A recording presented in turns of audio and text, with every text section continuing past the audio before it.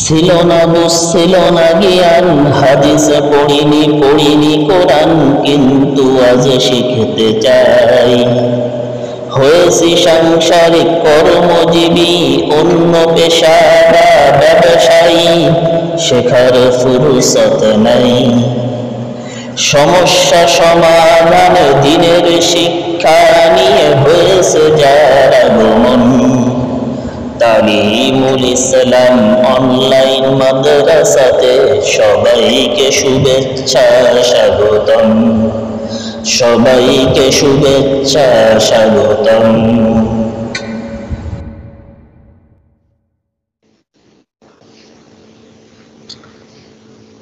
ইন্নাল হামদুলিল্লাহ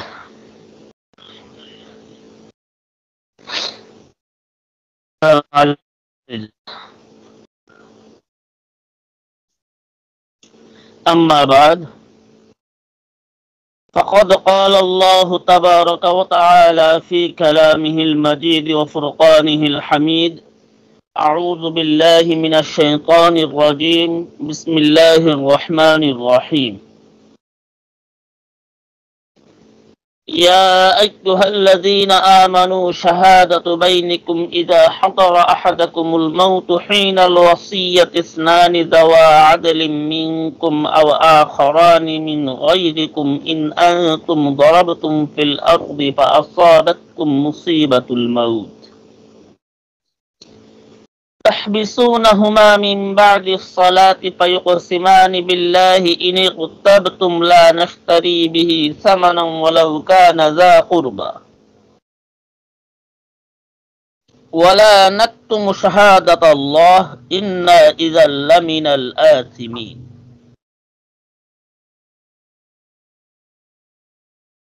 قال ابن عباس رضي الله تعالى عنها في قول الله عز وجل: ذوى عدل منكم، قال من المسلمين، رواه ابن أبي حاتم. وقال الزهري: مضت السنة أنه لا تجوز شهادة كافر في حضر ولا سفر، إنما هي في المسلمين، رواه الطبري، أو كما قال رضي الله عنه. আলহামদুলিল্লাহ, মহান জাতে বারি তাআলার দরবারে অসংখ্য অগণিত শুকরিয়া যে তিনি অনেক দয়া ও মায়া করে আপনাদের এবং আমাকে অনলাইন প্ল্যাটফর্ম তথা স্কাইপি ও টেলিগ্রামকে ব্যবহার করে বিশ্বের বিভিন্ন প্রান্ত থেকে কুরআন মাজিদের ধারাবাহিক তাফসীর করা ও শোনার জন্য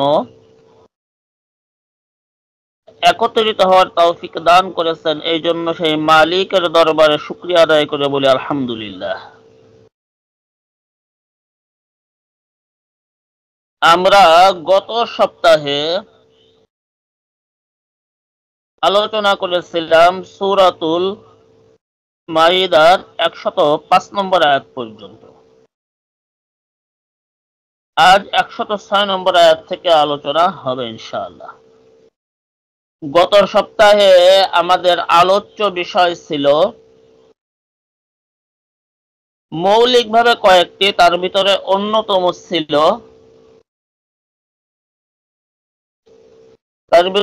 অন্যতম ছিল যে ইসলাম সম্পর্কে অনর্থক প্রশ্ন করার ভয়াবহতা। ইসলাম সম্পর্কে অনর্থক প্রশ্ন একজন ব্যক্তিকে কাফের পর্যন্ত বানিয়ে দিতে পারে। বেঈমান অবস্থায় তার ইন্তেকাল হতে পারে, এই সম্পর্কে আলোচনা করা হয়েছিল।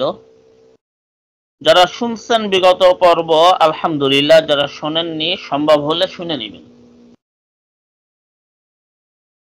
আজ সূরাতুল মাইদার 106 নম্বর আয়াত থেকে আলোচনা। আল্লাহ রাব্বুল আলামিন বলতেছেন: يا أيها الذين آمنوا شهادة بينكم إذا حضر أحدكم الموت حين الوصية اثنان ذوى عدل منكم أو آخران من غيركم إن أنتم ضربتم في الأرض فأصابتكم مصيبة الموت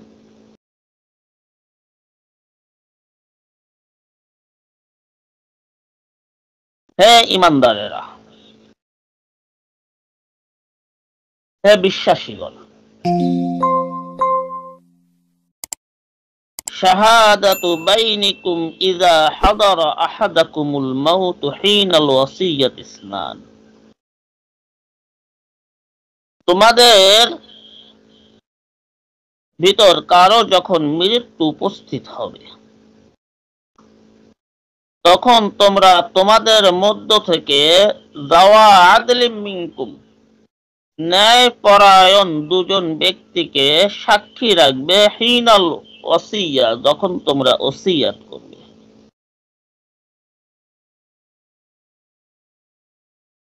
যখন ওসিয়াত করবে তখন দুজনকে সাক্ষী রাখবে। আও আখরানি মিন গায়রিকুম, অথবা যদি তোমরা সফরে থাকো, এমন অবস্থায় মৃত্যু নিকটবর্তী হয়, যদি এটা উপলব্ধি ওসিয়াতের সুযোগ থাকে, তখন নিজেদের লোক তো আর পাবে না, তখন তোমরা অন্যদের মধ্য থেকে হলেও অন্তত দুজনকে সাক্ষী রাখবে। ইন আনতুম দরাবতুম ফিল আরদি ফাআসাবাতকুম মুসিবাতুল মাউত, মানে মৃত্যুর বিপদটা যদি তোমাদের সামনে চলে আসে।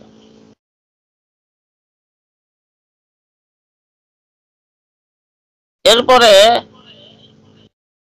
আল্লাহ পাক বলতেছেন, তাহবিসুনাহুমা মিন বাদিস সালাহ ফায়ুকসিমানি বিল্লাহ ইন ইরতাবতুম লা নাশতারি বি।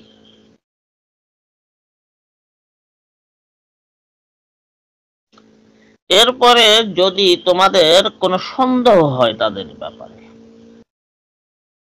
যাদেরকে সাক্ষী রাখতেছি তারা এটা পৌঁছে দেবে কিনা, তাহলে তাদেরকে কিছুক্ষণের জন্য অপেক্ষায় রাখবে। এরপরে 2 রাকাত নামাজ পড়বে। যদি সে সুযোগ থাকে, মৃত্যুর বিপদ মানে এমন হয়েছে যে তোমাকে মারবে, তার এখন আমরা একটা বিষয় জানি, আচ্ছা এই বিষয় পরে বলতেছি, আগে অনুবাদ করে নি। নামাজের পরে তারা উভয়ে আল্লাহ পাকের নামে কসম করবে এবং তারা বলবে যে লা নাশতারি বিহি সামানা, যে আমরা আপনার এই শপথকে পৌঁছে দেওয়ার বিনিময়ে কোনো মূল্য গ্রহণ করব না। ওয়ালাউ কানা যা কুরবা, যদিও সে নিকট আত্মীয় হয়। ওয়ালা নাকতুমু শাহাদাতাল্লাহ, আর আমরা আল্লাহর সাক্ষ্যকে গোপন করব না।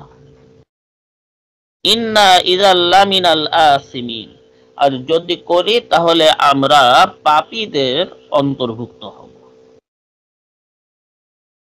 এটা হলো ওসিয়াত সম্পর্কিত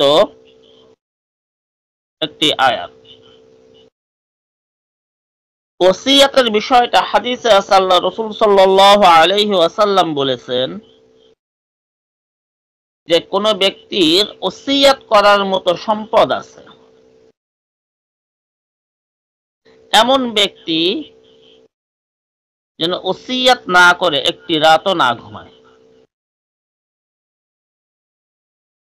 ওসিয়াত স্বাভাবিকভাবে সাধারণ জীবন যাপনের ক্ষেত্রে ওসিয়াত করা সুন্নাহ, যে আমার মৃত্যু পরবর্তী আমার এই জিনিসগুলো কিভাবে ব্যবহৃত হবে, আমার মৃত্যুর পরে আমাকে কিভাবে দাফন কাফন করবে,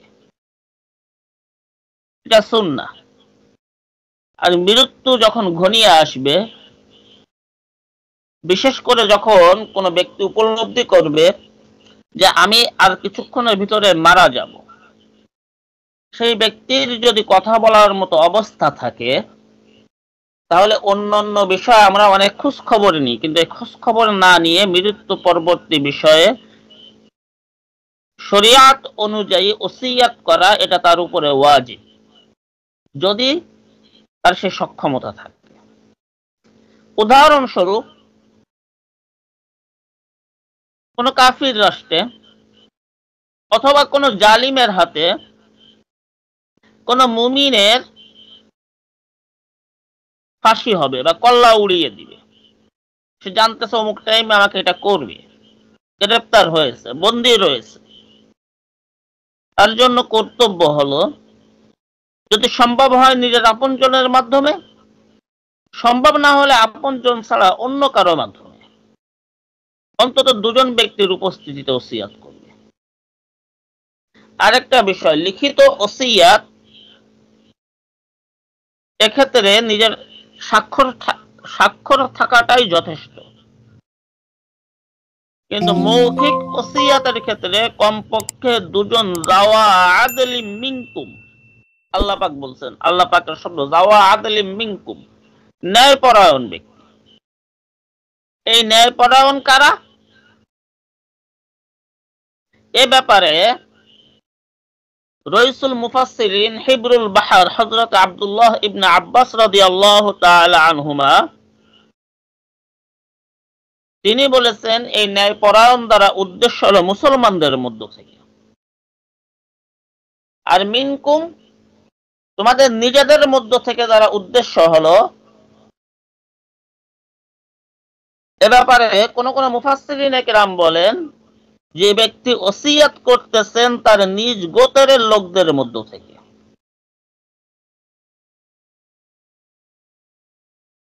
এখানে আর একটা বিষয় একটু লক্ষণীয়, যে ওই ব্যক্তি সফরে রয়েছে, এমত অবস্থায় তার কোনো কঠিন রোগ হয়েছে বা কোনো দুর্ঘটনার সম্মুখীন হয়েছে, তার বাঁচার আশা নাই, তাহলে এক্ষেত্রেও তিনি ওসিয়াত করবেন। সেক্ষেত্রে নিজের লোক যদি পাশে থাকে তো আলহামদুলিল্লাহ, না থাকলে নিজের লোকের বাহিরে। এই জন্য আল্লাহ পাক বলছেন, আও আখারানি মিন গায়রিকুম, তোমাদের বাহিরে অন্য কাউকে করতে পারবে। এক্ষেত্রে নিজ গোত্রের লোক হওয়া জরুরি না, এক্ষেত্রে মুসলিম হওয়া জরুরি না, তবে মুশরিক না হওয়া চাই। আর মুশরিকের সাক্ষী কোনো অবস্থাতে কি না গ্রহণযোগ্য না, আহলে কিতাব হলেই হবে। এখন কথা হলো, বর্তমানে তো আহলে কিতাব নাই, বর্তমানে কি নাই? আহলে কিতাব নাই।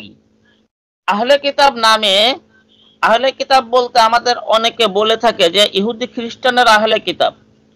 না, বর্তমান ইহুদি খ্রিস্টানেরা এরা আহলে কিতাব নন, কারণ এরা তাওরাত ও ইনজিলের মৌলিক শিক্ষা থেকে অনেক অনেক অনেক দূরে সরে গিয়েছে, এরাও এখন মুশরিকদের অন্তর্ভুক্ত। তাহলে সফরে জাতীয় বিপদ আসলে তখন সে ওসিয়াত করবে কিভাবে? নিজের লোকজনকে ওসিয়াত করার জন্য তো কাছে পাওয়া জরুরি না। বর্তমানে কি আছে? হ্যালো আছে। ওরা মুশরিক হয়ে গেছে, আহলে কিতাব থেকে খারেজ হয়ে গেছে। আল্লাহ রাব্বুল আলামিন আপনজনের কাছে ওসিয়াত করার জিনিস আমার আপনার প্রত্যেকের পকেটে দিয়ে দিয়েছে। যদি কোনো ব্যক্তির পকেটে না থাকে, পাশের ব্যক্তির পকেটে পাওয়া যায়। যদি কাউকে বলা হয় ভাই 1 মিনিট কথা বলবো, একটু দেন, কোন অসুস্থ ব্যক্তি, কোন বিপদগ্রস্ত ব্যক্তি যদি বলে যে আমার মোবাইলটা নাই, আমি তো বিপদে পড়ছি, আমার ফ্যামিলির সঙ্গে 1-2 মিনিট কথা বলবো, একটু দেন, তা আমার বিশ্বাস 100 জন লোককে বললে যাদের মোবাইলে টাকা আছে, 100 জনের ভিতরে 99 জনই কথা বলতে দিবে। এতটুকু মানবতা অন্তত মানুষের ভিতরে আছে। এরপরে ওসিয়াত করলাম আমি আপনি, সন্দেহের যে কথাটা আসতেছে, ওসিয়াত করলাম, করার পরে আমি, ধরেন উদাহরণস্বরূপ আমি বোঝার জন্য বলতেছি, যে আমি ওসিয়াতে আমার এক সন্তানকে অথবা আমার কোনো ভাইকে, মানে দুজনকে আমি সাক্ষী রেখে কোনো একটা ওসিয়াত করছি। আমার মৃত্যুর পরে আমার সেই ওসিয়াত আমি যাদের কাছে ওসিয়াত নামা গুলো মুখে বলছি, তারা এটা আমার ওয়ারিসদেরকে জানিয়েছে, কিন্তু ওয়ারিসদের ভিতরে সন্দেহ যে না, আব্বা কথা বলে যাইতে পারে না,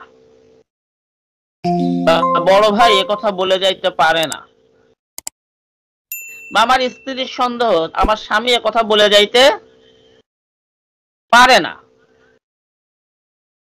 এখন ওসিয়াত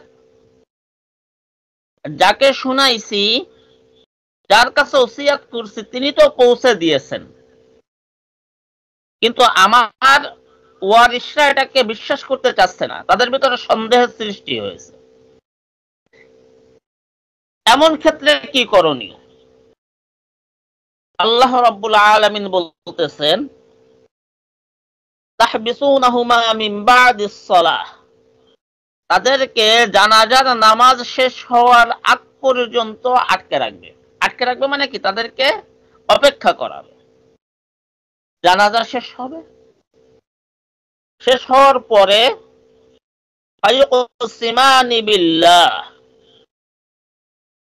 তারা উভয়ে, অর্থাৎ উভয় যারা ওসিয়াত শুনেছে, উপস্থিত সকলের সামনে আল্লাহ পাকের নামে কসম করবে। কসম করে বলবে যে আমরা যে এই ওসিয়াতের বিষয়ে সাক্ষ্য দিচ্ছি, এতে আমাদের দুনিয়াবি কোনো স্বার্থ নাই, আমরা কারো থেকে কোনো মূল্য গ্রহণ করি নাই, আমরা কোনো ফায়দা নিচ্ছি না, আমরা শুধুমাত্র আমাদের দায়িত্ব পালন করতেছি। ওয়ালা নাকতুমু শাহাদাতাল্লাহ, এই সাক্ষী দেওয়াটা আমাদের দায়িত্ব ছিল, আমরা আল্লাহ পাকের পক্ষ থেকে সাক্ষীকে গোপন করি নাই, এই জন্য আপনাদের কাছে পৌঁছাইছি। ইন্না ইযাল মিনাল আসিমিন, আর যদি এমন কিছু আমরা করে থাকি, নিজেদের মন মতো কোনো কথা বলে থাকি বা সত্যকে গোপন করি, তাহলে আমরা অপরাধীদের অন্তর্ভুক্ত হব। সুতরাং আমরা মিথ্যা কথা বলছি না। فإن عُثِرَ على أنهما استحقا إثما فآخران يقومان مقامهما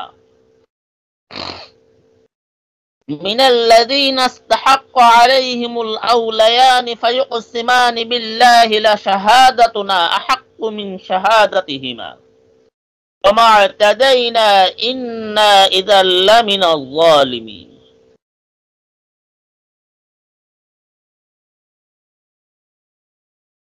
এখন কথা হলো, ওই দুইজন ব্যক্তি সাক্ষ্য দিছে, কসমও করছে, অথবা ভয়তে করে নাই, সকলের উপস্থিতিতে আগে জানাইছে, যখন কসম দেওয়ার টাইম ওই সময় পালায় চলে গেছে, জানাজা পড়ে বা না পড়ে এক সাইড দিয়ে পিছন দিয়ে চলে গেছে, সাক্ষ্য দেয় নাই, অথবা দিছে কিন্তু পরে ওটা কি হয়েছে, মিথ্যা প্রমাণিত হয়েছে, তখন কি হবে? فإن عثر على أنهما استحقا إثما, যদি এটা প্রমাণিত হয়, প্রকাশিত হয়ে যায় যে ওই কসমকারী উভয় কি হয়েছে, তারা গুনাহ অপরাধে লিপ্ত হয়েছে। অপরাধে মানে অন্যায় ভাবে মিথ্যা সাক্ষ্য দিয়েছে, তাহলে ফাআখারানি ইয়াকুমানি মাকামাহুমা,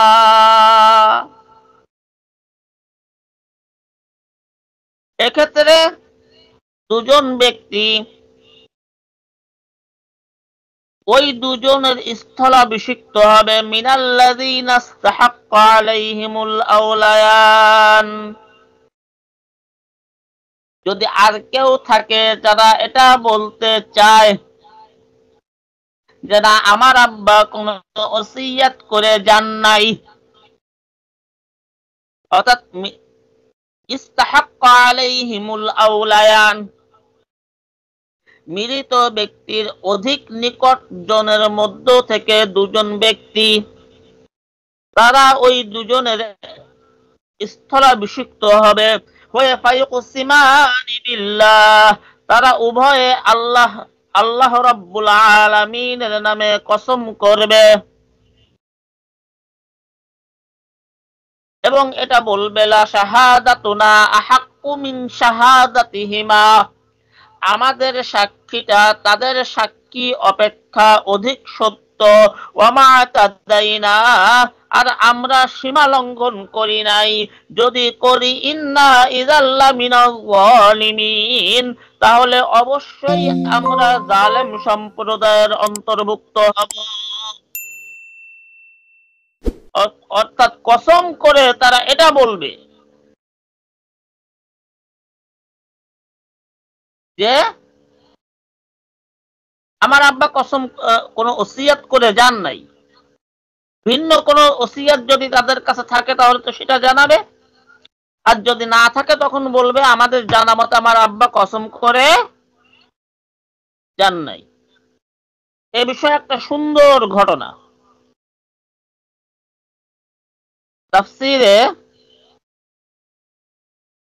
তাফসীর বলতেছি, বুখারী শরীফের ভিতরে আসছে। হযরত আব্দুল্লাহ ইবনে আব্বাস রাদিয়াল্লাহু তাআলা আনহু থেকে বর্ণিত, তিনি বলেন যে বনু সাহাম গোত্রের একজন ব্যক্তি, তিনি হযরত তামিমে দারি এবং হযরত আদি ইবনে বাদ্দার রাদিয়াল্লাহু আনহুমা, এই দুইজনের সঙ্গে সফরে বের হয়েছিলেন। ঘটনাক্রমে ওই বনি সাহাম গোত্রের ওই ব্যক্তি পথিমধ্যে ইন্তেকাল করেন। এমন জায়গায় ইন্তেকাল করেন যেখানে কোনো মুসলমান ছিল না, সেখানে কোনো মুসলিম ছিল না। এমনকি তামিম আদ-দারি এবং আদি ইবনে বাদ্দার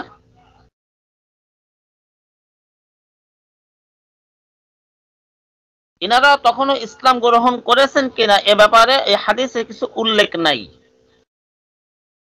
যাই হোক, এটা ছিল ব্যবসায়িক সফর।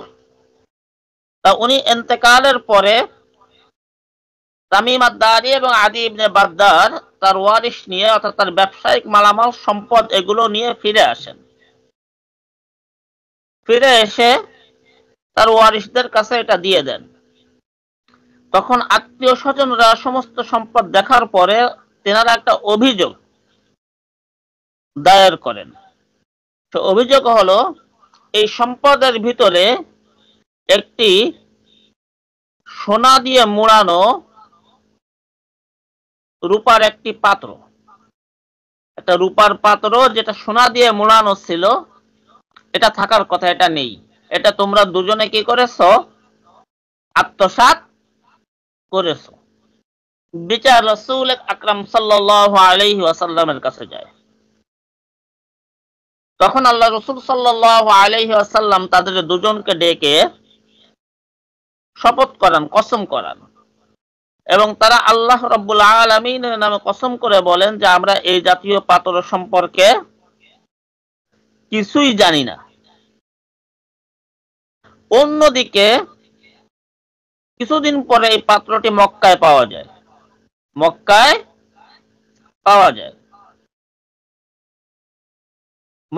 পাওয়া গেলে মক্কার ওই লোকদেরকে আবার জিজ্ঞাসাবাদ করা হয় যে তোমরা এই পাত্রটা কোথায় পেয়েছো? তখন তারা বলে যে আমরা তামিম এবং আদির নিকট থেকে এই পাত্র ক্রয় করেছি। তাহলে বোঝা গেল যে এই হযরত আদি ইবনে হাতেম না, তামিম আদ-দারি আর আদি ইবনে বাদ্দার, তামিম আদ-দারি তো ইসলাম গ্রহণ করেছিলেন, তাহলে বোঝা গেল যে ইনারা তখন মুসলিম ছিলেন না। যাই হোক, হাদিস থেকে এটাই বোঝা যাচ্ছে। আমরা ওনার কাছ থেকে, অর্থাৎ ওই দুইজনের কাছ থেকে ক্রয় করছি। তখন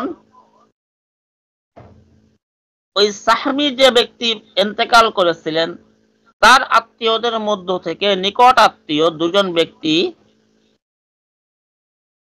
এই যারা ক্রয় করছে তাদের পাশে এসে দাঁড়ায় এবং দাঁড়ায় তারা কসম দিয়ে বলে যে ওই দুইজনের কসমের থেকে এই ব্যক্তির কথা সত্য, আমরা কসম দিয়ে বলতেছি এই পাত্রটি আমাদেরই এবং এই পাত্রটি আমাদের এই আত্মীয়ের কাছে ওই ব্যবসায়িক সফরে ছিল, এটা আমরা কসম দিয়ে বলতেছি। যখন এমন একটা অবস্থা তৈরি হয়, এদিক যে দুজনে কসম দিয়ে বলতেছে পাত্র সম্পর্কে আমরা জানি না, যে কিনছে সে বলতেছে আমরা তার কাছ থেকে কিনছি, আর দুজন কসম দিয়ে কি বলতেছে যে এটা ব্যবসায়িক সফরে তার কাছে ছিল, এটা তারই পাত্র, আমরা কসম দিয়ে বলতেছি এই লোকটি সত্য বলতেছে। আর এরা দুজন না বেসলিয়ে পাইলো কোথায়? তখন আল্লাহ রাব্বুল আলামিন এই আয়াতে কারিমা অবতীর্ণ করে বিধানটাকে সুস্পষ্ট করে দেন, অর্থাৎ এদের কসমটাকে কি হবে, বেশি ধর্তব্য করা হবে। এবং তখন আল্লাহ রাসূল সাল্লাল্লাহু আলাইহি ওয়াসাল্লাম তামিমে দারি এবং আদি ইবনে বাদ্দারের কসম, মিথ্যা কসমের জন্য শাস্তি প্রয়োগ করেন। এটা বুখারী শরীফের হাদিস। সুতরাং মিথ্যা কসমের শাস্তির বিভিন্ন আছে, বিভিন্ন রকম বর্ণনা আছে।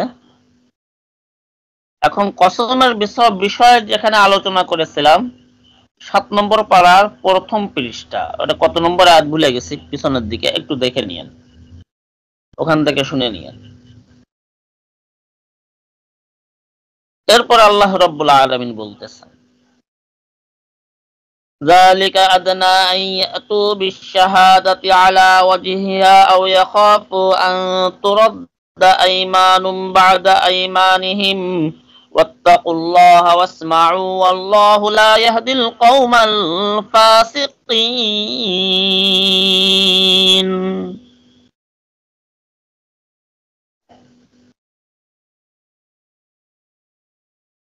এরপর আল্লাহ রাব্বুল আলামিন যালিকা আদনা আইয়াতু বিশাহাদা, এটাই হলো সাক্ষ্যদানের স্বাভাবিক পদ্ধতি। সঠিকভাবে সাক্ষ্যদানের এটা কি একটা স্বাভাবিক পদ্ধতি।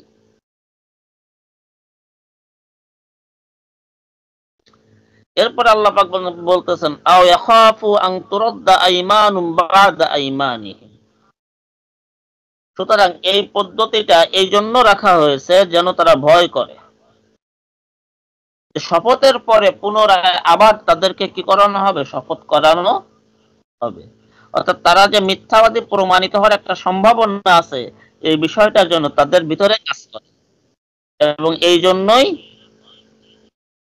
আল্লাহ রাব্বুল আলামিনের পক্ষ থেকে এই পদ্ধতিটা দেওয়া হয়েছে। ওয়াত্তাকুল্লাহ, তোমরা আল্লাহকে ভয় করো, ওয়াসমাউ, এবং আল্লাহ পাকের বাণীকে শ্রবণ করো। আল্লাহু লা ইয়াহদিল কওমাল ফাসিকিন, আল্লাহ রাব্বুল আলামিন পাপাচারী সম্প্রদায়কে কি করেন না, হিদায়াত দান করেন না।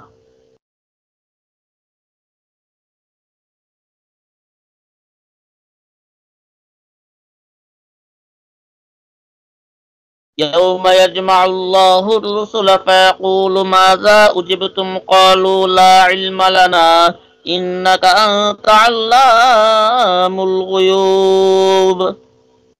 আর স্মরণ করো সেদিনের কথা যেদিন আল্লাহ রাব্বুল আলামিন সকল রাসূলগণকে একত্রিত করবেন। ফায়াকুলু মাযা উজিবতুম, এবং আল্লাহ রাব্বুল আলামিন তখন রাসূলগণকে উদ্দেশ্য করে জিজ্ঞাসা করবেন যে সত্যের দাওয়াত নিয়ে যখন তোমরা তোমাদের উম্মতদের নিকটে গিয়েছিলে তখন তারা তোমাদেরকে কি জবাব দিয়েছিল, তোমরা কি জবাব পেয়েছিলে? ক্বালু লা ইলমা লানা, নবীগণ তখন উত্তর দিবেন, রাসূলগণ উত্তর দিবেন এই বিষয়ে আমাদের কোনো জ্ঞান নেই। ইন্নাকা আনতা আল্লামুল গুয়ুব, নিশ্চয় আপনি অদৃশ্য সম্পর্কে পরিপূর্ণরূপে জ্ঞাত। আসলে রসুলগণকে কি জবাব তার উম্মতেরা দিয়েছিল এটা তো রসুলগণ জানেন, কিন্তু তারা ভয়ে আতঙ্কে এটা বলবেন যে মানে আল্লাহ রাব্বুল আলামিনের কিয়ামতের ময়দানের ওই শান শওকত দেখে আতঙ্কগ্রস্ত হয়ে তারা বলবেন এই বিষয়ে আমাদের কোনো জ্ঞান নেই, মানে দুনিয়ার এই বিষয়টা আমরা ভুলেই গেছি। অর্থাৎ রসুলগণ দুনিয়াতে কি হয়েছে এই বিষয়ে রসুলগণ কি করেছেন ভুলে গেছেন। আল্লাহ রাব্বুল আলামিনের এই কি বলে রাগান্বিত অবস্থা দেখে রাসূল সাল্লাল্লাহু আলাইহি ওয়াসাল্লাম সহ সমস্ত আম্বিয়া আলাইহিমুস সালামগণ পর্যন্ত ভয়ে আতঙ্কিত হয়ে যাবেন। সেখানে আমি আপনি সাধারণ মানুষ, আমাদের অবস্থাটা কি হবে? তারা ভয়ে আতঙ্কে সব ভুলে যাবেন এবং তারা বলবেন এই বিষয়ে আমাদের কি নাই, কোনো জ্ঞান নেই। আসলে তাদের জ্ঞান আছে, তারা ভুলে গেছেন, ওই সময় জ্ঞান নাই, এটাই উদ্দেশ্য। এই বিষয়ক আলোচনা আমাদের ইউটিউব চ্যানেলের একটা প্লেলিস্ট আছে, বিষয়ভিত্তিক আলোচনা। ওই প্লেলিস্টের ভিতরে গেলে আপনার 10ই মুহররমের উপরে যে আলোচনা করা হয়েছে ওই আলোচনার ভিতরে কিয়ামতের ময়দানের বিভীষিকা নিয়ে কিছু আলোচনা করা হয়েছে, সেখান থেকে শুনে নিতে পারবেন ইনশাআল্লাহ। এরপর আল্লাহ রাব্বুল আলামিন বলতেছেন إذ قال الله يا عيسى ابن مريم اذكر نعمتي عليك وعلى والدتك إذ أيدتك بروح القدس تكلم الناس في المهد وكهلا وإذ علمتك الكتاب والحكمة والتوراة والإنجيل وإذ تخلق من الطين كهيئة الطير بإذني فتنفخ فيها فتكون طيرا بإذني وتبرئ الأكمه والأبرص بإذني وإذ تخرج الموتى بإذني। আর স্মরণ করো সেই সময়ের কথা যখন আল্লাহ রাব্বুল আলামিন হযরত ঈসা আলাইহিস সালামকে ডাক দিয়ে বলবেন ইয়া ঈসা ইবনে মারইয়াম, হে মারইয়ামের পুত্র ঈসা, উযকুর নি'মাতি আলাইকা ওয়া আলা ওয়ালিদাতিক, তোমার প্রতি এবং তোমার মায়ের প্রতি আমি যে অনুগ্রহ করেছিলাম, যে নিয়ামত সমূহ দিয়েছিলাম এগুলোকে স্মরণ করো। ইয আইয়াতুকা বিরূহিল কুদুস তুকাল্লিমুন নাসা ফিল মাহদি ওয়া কাহলা, আমি তোমাকে শক্তিশালী করেছিলাম। ইয আইয়াতুকা, যখন আমি তোমাকে শক্তিশালী করেছিলাম, বিরূহিল কুদুস, রূহে কুদসের মাধ্যমে, তথা হযরত জিবরাইল আলাইহিস সালামের মাধ্যমে, তখন তুমি কি করেছিলে? তুকাল্লিমুন নাসা ফিল মাহদি ওয়া কাহলা, তুমি দোলনায় থাকা অবস্থায় এবং পরিণত বয়স একেবারে সমানভাবে মানুষের সঙ্গে কথা বলেছিলে। যখন তুমি দোলনায় ছিলে তখন মানুষের সঙ্গে যেভাবে কথা বলেছিলে, প্রাপ্ত বয়স্ক অবস্থায় একইভাবে কথা বলেছিলে। তোমাকে প্রাপ্ত বয়স্কদের মতো দোলনায় কথা বলতে দিয়েছিলাম।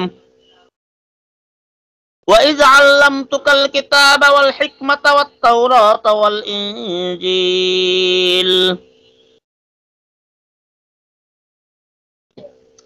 তোমাকে আমি কিতাব দান করেছিলাম। ইজ আল্লামতুকাল কিতাব, আমি তোমাকে কিতাব শিক্ষা দিয়েছিলাম। ওয়াল হিকমাহ, জ্ঞান বিজ্ঞান, হিকমত সূক্ষ্ম জ্ঞান শিক্ষা দিয়েছিলাম। ওয়াত তাওরাত, এবং তাওরাতের ইলমও তোমাকে আমি শিক্ষা দিয়েছিলাম। ওয়াল ইনজিল, আর ইনজিল তো সরাসরি তোমার উপরেই অবতীর্ণ করেছিলাম। তুমি কি করতে? وَإِذْ تَخْلُقُ مِنَ الطِّينِ كَهَيْئَةِ الطَّيْرِ بِإِذْنِي, তুমি আমার অনুমতি ক্রমে কর্দমাক্ত মাটি দ্বারা পাখি তৈরি করতে। কর্দমাক্ত মাটি দিয়ে পাখির মতন বানাইতে। ফাতানফুখু ফিহা, অতঃপর সেটাতে তুমি ফুৎকার দিতে। ফাতাকুনু তায়রাম বিইজনি, সেটা আমার অনুমতি ক্রমে একটি পরিপূর্ণ পাখি হয়ে যাইত, পাখি উড়ে চলে যাইত। কাদা দিয়ে পাখির মতো বানায় হযরত ঈসা আলাইহিস সালাম ফু দিলে ওটা উড়তে উড়তে চলে যাইত। হযরত ঈসা আলাইহিস সালামের একটা মুজিজা ছিল এটা। ওয়াতুবরিউল আকমাহা ওয়াল আবরাসা বিইذনি, আর তুমি কি করতে? সুস্থ করতে, তুমি সুস্থ করে দিতে কাদেরকে? আল আকমাহ, জন্মান্ধ। আকমাহ জন্মান্ধ, জন্মগতভাবে যাদের চোখ নাই তাদের চোখে তুমি হাত বুলিয়ে দিতে। ওয়াল আবরাস, কুষ্ঠ রোগীদের শরীরে তুমি হাত বুলিয়ে দিতে। তুবর ইউতার, এর মাধ্যমে তুমি সুস্থ করতে। বিইذনি, আমার অনুমতি ক্রমে, এটা তোমার ক্ষমতা ছিল না। ওয়াইজ তুখরিজুল মাউতা বিইذনি, আর তুমি মৃতকে জীবিত করতে, এটাও আমার অনুমতি ক্রমে। হযরত ঈসা আলাইহিস সালামের আরেকটা মুজিজা ছিল যে যখন তিনি কোন মৃত লাশের হাড্ডিকে হাত বুলিয়ে দিয়ে বলতেন কুম বিইذনিল্লাহ, আল্লাহ রাব্বুল আলামিনের অনুমতি ক্রমে দাঁড়িয়ে যাও, সাথে সাথে ওই 1000 বছরের পুরাতন মৃত মানুষ হলো, মৃত হাড্ডি হলেও সাথে সাথে সেটা দাঁড়িয়ে যাইত। এটা হযরত ঈসা আলাইহিস সালামের মুজিজা ছিল। وَإِذْ كَفَفْتُ بَنِي إِسْرَائِيلَ عَنْكَ إِذْ جِئْتَهُمْ بِالْبَيِّنَاتِ, আর আমি কি করেছিলাম? বনি ইসরাইলকে বাধা দিয়েছিলাম। আল্লাহ বলতেছেন, আর স্মরণ করো ওই সময়ের কথা যখন আমি বনি ইসরাইলকে আটকে রেখেছিলাম, বাধা দিয়েছিলাম। আনকা, তোমার থেকে, তোমার থেকে আমি আটকে রেখেছিলাম। কখন? ইজজিতাহুম বিল বাইয়িনাত, যখন তুমি তাদের নিকটে গিয়েছিলে সুস্পষ্ট প্রমাণ সহকারে। فقال الذين كفروا منهم إن هذا إلا سحر مبين, তখন তাদের ভিতরে যারা কাফের ছিল তারা বলেছিল এটা সুস্পষ্ট জাদু ছাড়া আর কিছুই না।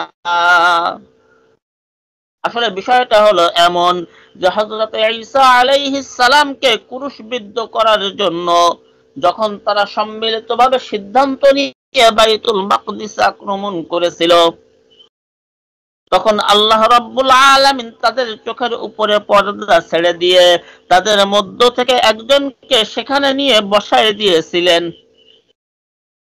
এবং হযরত ঈসা আলাইহিস সালামকে আসমানে উঠিয়ে নিয়েছিলেন এবং এবং যাকে নিয়ে বসায় দিয়েছিলেন তার আকৃতি হযরত ঈসা আলাইহিস সালামের মতো হওয়ার কারণে তারা তাকে ঈসা আলাইহিস সালাম মনে করে শূলবিদ্ধ করেছিল।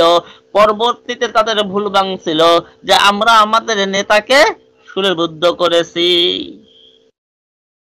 তা আল্লাহ রাব্বুল আলামিন এইগুলোকে স্মরণ করাচ্ছেন, স্মরণ করায় দিয়ে আরো বলতেছেন ওয়া ইয আওহাইতু ইলাল হাওয়ারিয়িনা আন আমিনু বি ওয়া বিরাসূলি ক্বালু আমান্না ওয়াশহাদ বিআন্নানা মুসলিমুন।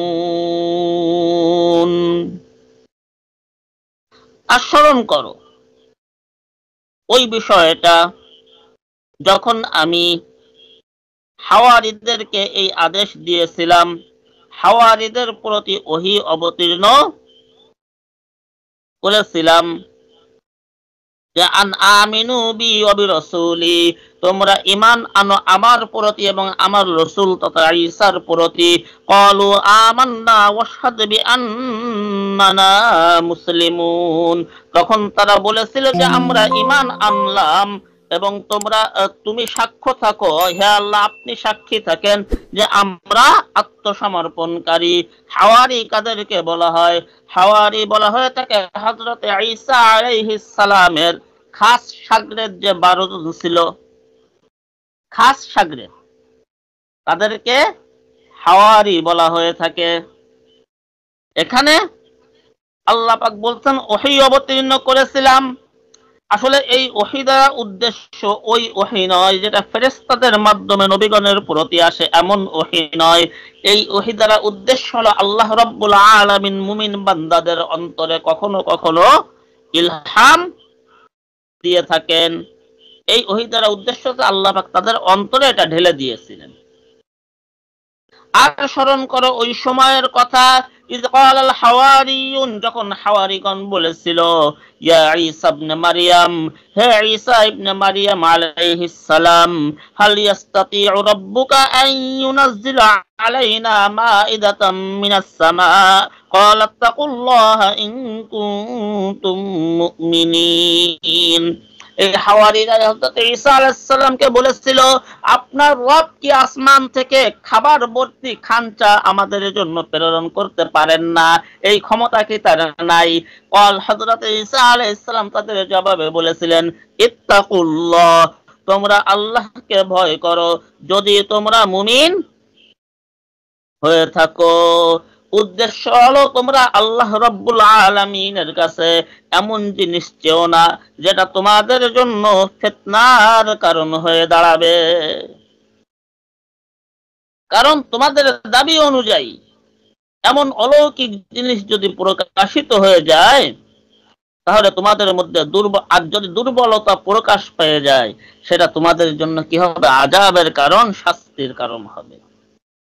তখন তারা বলেছিল, তারা বলেছিল, নুরিদু আন নাকুলা মিনহা ওয়া তাতমাইন্না কুলুবুনা ওয়া না'লামা আন ক্বাদ সাদাকতানা ওয়া নাকুনা আলাইহা মিনাশ শাহিদিন। তখন তারা বলছিল যে আমাদের তো মনে চাচ্ছে যে আমরা আসমানি কিছু খাবার খাবো এবং আমাদের মন কি হবে? সান্ত্বনা লাভ করবে। আর আমরা এটা অনুভব করব, ওয়ানা আলামু, আমরা এটা অনুভব করব, জানবো, আং কদ সাদাকতানা, তুমি আমাদেরকে সত্য কথা বলছো, ওয়ানাকুনা আলাইহা মিনাশ শাহিদিন, এবং আমরা কি হয়ে যাব? এই কথার উপরে সাক্ষী হয়ে যাব।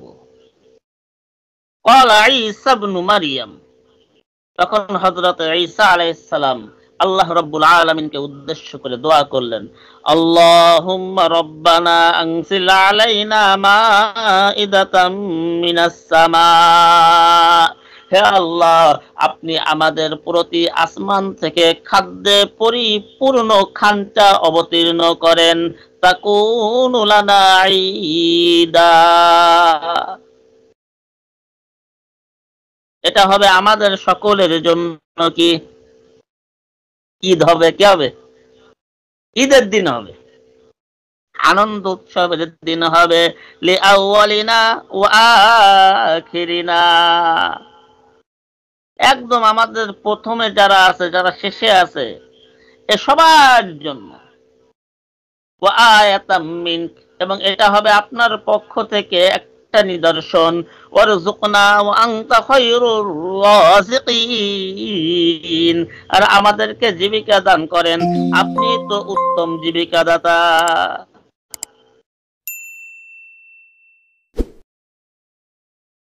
এরপরে আল্লাহ রাব্বুল আলামিন কি জবাব দিচ্ছে শুনুন। ক্বালা আল্লাহ, আল্লাহ পাক বললেন, ইন্নী মুনাজ্জিলুহা আলাইকুম, আমি অবশ্যই তোমাদের নিকটে এটা প্রেরণ করব। কিন্তু ফামান ইয়াকফুর বা'দু মিনকুম, এরপরে যদি তোমাদের মধ্য থেকে যে কুফরি করবে, ফা ইন্নী উআযিবু, তাকে কিন্তু আমি আল্লাহ অবশ্যই শাস্তি দিব। আযাবা, কঠিন শাস্তি, সাধারণ শাস্তি দিব না, কঠিন শাস্তি দিব। লা উআযিবুহু, এমন শাস্তি দেওয়ার মতো শাস্তি দিব যে লা উআযিবুহু আহাদাম মিনাল আলামিন, এমন শাস্তি এই পৃথিবীর আর কাউকে আমি আল্লাহ দিব না। এরপরে আল্লাহ রাব্বুল আলামিন এই খাবার অবতীর্ণ করেছিলেন কি করেন নাই, এই ব্যাপারে রাসূল আরবি সাল্লাল্লাহু আলাইহি ওয়াসাল্লাম থেকে সঠিক কোনো বর্ণনা পাওয়া যায় না। কোরআনেও এই ব্যাপারে কোন ধারণা দেওয়া হয়নি। তবে কোন কোন উলামায়ে কেরাম ইজতিহাদের মাধ্যমে, তাদের ভিতরে অন্যতম ইমাম শাওকানি, এবারে ইমাম জারির তাবারি রহমাতুল্লাহ আলাইহি, তিনারা বলেছেন যে আল্লাহ রাব্বুল আলামিন এটা অবতীর্ণ করেছিলেন। তাদের ইজতিহাদটা কি, যে আল্লাহ পাক বলছেন ইন্নী মুনাজ্জিলুহা আলাইকুম, যে নিশ্চয় আমি এটা তোমাদের নিকটে পাঠাবো। তাহলে আল্লাহ বলছেন পাঠাবো, তাহলে আল্লাহ তো না পাঠায় থাকতে পারেন না। আর আল্লাহর প্রতিশ্রুতি অবশ্যই সত্য, সুতরাং আল্লাহ রাব্বুল আলামিন এটা পাঠিয়েছিলেন। আল্লাহ রাব্বুল আলামিন এটা পাঠিয়েছিলেন। কিন্তু এর পরবর্তীতে তাদের পাঠানো হয়েছিল কিনা, হইলে তারা কুফরি করেছিল কিনা, করলে তাদের পরিণাম কি হয়েছিল, এই ব্যাপারে যেহেতু আল্লাহ রাসূল সাল্লাল্লাহু আলাইহি ওয়াসাল্লামের পক্ষ থেকে বা আল্লাহ পাকের পক্ষ থেকে সুস্পষ্ট কোনো বর্ণনা নেই, এজন্য আমরা কোনো মন্তব্য করব না। আজকে আমরা মৌলিকভাবে কয়েকটা বিষয় এখানে আলোচনা করলাম। একটা হলো ওসিয়াতের গুরুত্ব এবং কিভাবে ওসিয়াত করব, ওসিয়াত কিভাবে গ্রহণযোগ্য হবে। দ্বিতীয়ত, হযরত ঈসা ইবনে মারিয়াম আলাইহিস সালামের কিছু ঘটনা আমরা এখান থেকে উপদেশমূলক শুনলাম। আল্লাহ রাব্বুল আলামিন আমাদেরকে এর উপরে আমল করার তৌফিক দান করুক। সকলে বলি আমিন। সুবহানাল্লাহি ওয়া বিহামদিহি, সুবহানাকাল্লাহুম্মা বিহামদিকা, আশহাদু আল্লা ইলাহা ইল্লা আনতা। ফিকহ হানাফির উলামা মোরা, কুরআন মোদের সংবিধান, ইজমা সুন্নাহ কিয়াস মিলে পূর্ণ হলো এই বিধান। আমরা হানাফি, আমরা মাযহাবী, আমরা বাতিলের গম, সকল বাতিলের মুখোশ খুলিতে ফিকহে হানাফি দাগেরে.com, ফিকহে হানাফি দাগেরে.com।